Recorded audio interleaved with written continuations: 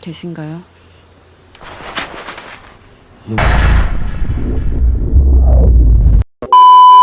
Cerita bermula dari sepasang kakak beradik bernama Park In-ae dan Park En-hye. Mereka tinggal berdua di sebuah rumah kecil. Namun hidup mereka sangat bahagia. In-ae sangat menyayangi adiknya yang memiliki penyakit keterbelakangan mental tersebut. Di saat akan tidur, En-hye bercerita pada kakaknya. Ia sangat tidak nyaman di sekolah dan ingin keluar alias DO. Namun, In-ae menasihati adiknya agar tetap sekolah apapun yang terjadi. En-hye pun akhirnya menurut, karena ia sangat menyayangi kakaknya. Bahkan sebagai bentuk rasa sayangnya, En-hye rela menabung untuk membelikan kakaknya pakaian yang indah. In-ae sangat senang dan terharu dengan hadiah dari adiknya ini.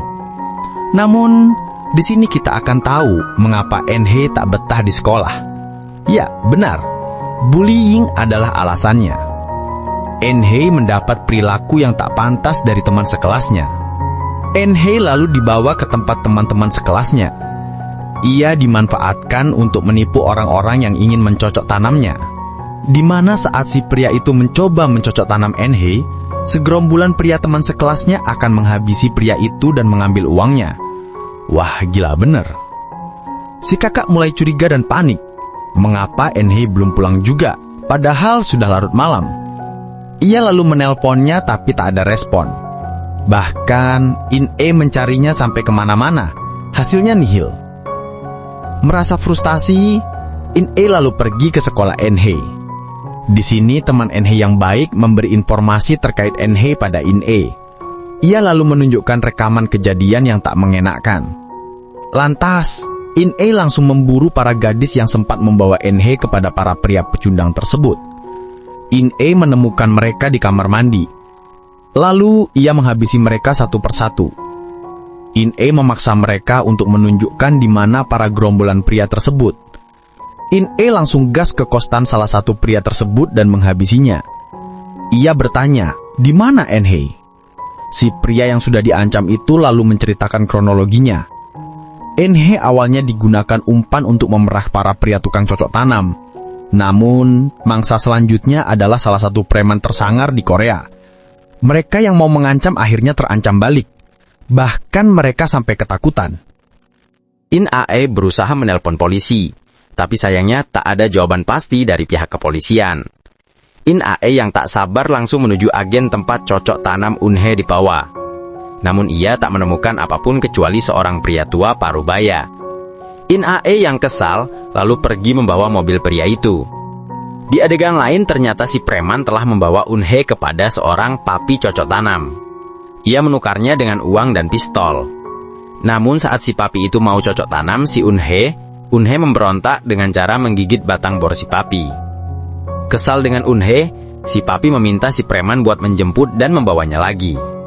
Di sisi lain, In-ae lewat petunjuk anak buah si preman tadi sedang mencari pelaku di sebuah apartemen. In-ae akhirnya menemukan mobil si preman. Akhirnya ia menunggunya di sana. Akhirnya si preman muncul juga. In-ae yang ketiduran langsung bangun dan mengikutinya. Saat di mobil, ia langsung menelepon si preman. Ia bertanya di mana adiknya. Tak ada jawaban yang memuaskan. In-ae langsung menghantam mobil si preman dan melumpuhkannya.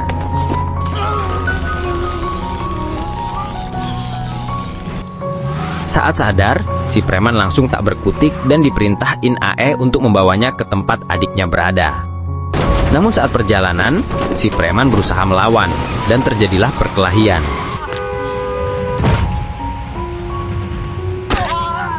Di sini In-ae menang, walaupun kewalahan menghadapi si preman.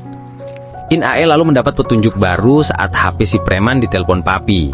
Tak menunggu lama, In-ae langsung cus ke sana. In-ae dengan sekejap menemukan ruangan si papi. Ia lalu bertanya di mana adiknya. Namun respon papi tak membuat In-ae senang. Endingnya mereka auto baku hantam.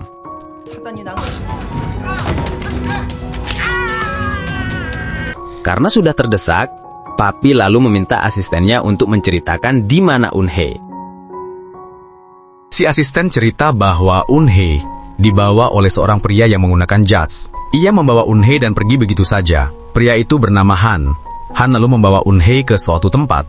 Eun-hye sempat kabur. Namun Han bisa kembali menemukannya di dalam bus dan menyeret Eun-hye keluar. Singkat cerita, si In Ae akhirnya pergi mencari Eun-hye lagi dengan menemukan Han.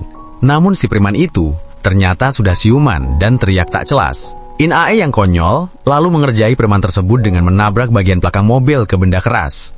Sontak ia pun terdorong keluar, dan In Ae meninggalkannya.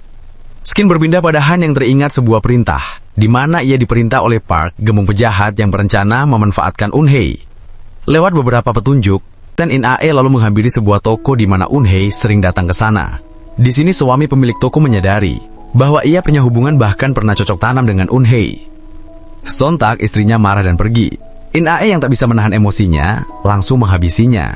Si patua ini lalu berkata bahwa ada tukang foto dan pemilik bengkel yang juga berhubungan dengan Eun-hye dan mungkin tahu keberadaannya. Sontak In Ae lalu menghampiri tukang foto. Tak pikir panjang, ia lalu langsung menghabisinya juga. Bahkan si pemilik bengkel pun juga tak luput dari amukan In Ae. Di sini juga terungkap bahwa Eun-hye sebenarnya telah menghubungi si pemilik toko untuk minta bantuan agar ia segera ditebus saat dibawa oleh si papi. Namun si pemilik toko itu bingung dan menghubungi pemilik bengkel. Nah, pemilik bengkel ini lalu menghubungi Park, si penjahat utama di film ini.